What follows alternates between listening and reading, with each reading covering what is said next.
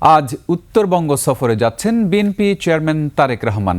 রাজশাহী, নওগাঁ ও বগুড়ায় নির্বাচনী প্রচারে একাধিক জনসভা ও পথসভায় অংশ নেবেন তিনি। এ সফরকে ঘিরে উচ্ছ্বসিত বিএনপির নেতাকর্মীরা। জেলাগুলোতে চলছে ব্যাপক প্রস্তুতি। দীর্ঘ ২২ বছর পর প্রিয় নেতাকে কাছে পাওয়ার অপেক্ষায় রয়েছেন দলটির নেতাকর্মীরা।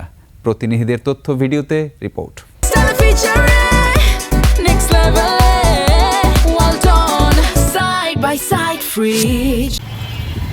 ২২ বছর পর রাজশাহীতে পা রাখলেন বিএনপি চেয়ারম্যান তারেক রহমান।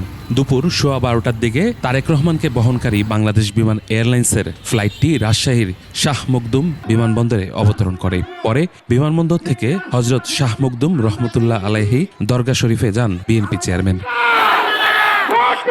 তারেক রহমান নির্বাচনী জনসভায় বক্তব্য রাখবেন রাজশাহীর ঐতিহাসিক মাদ্রাসা ময়দানে।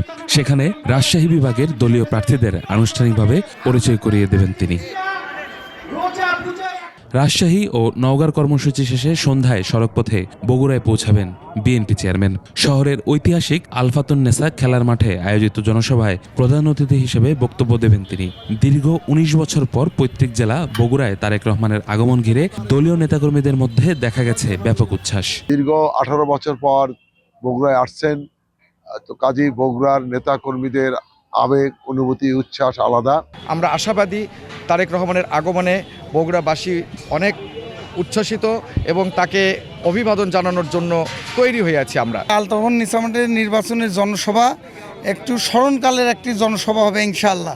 শুক্রবার নিজের নির্বাচনী এলাকা বগুড়া ৬ আসনে প্রচারণায় অংশ নেয়ার পাশাপাশি পৈতৃক ভিটা জিয়াবাড়ি পরিদর্শনেরও কথা রয়েছে তার। দলীয় নেতাদের প্রত্যাশা, উত্তরবঙ্গ সফরের ধারাবাহিক জনসভাগুলো নির্বাচনী রাজনীতিতে নতুন মাত্রা যোগ করবে।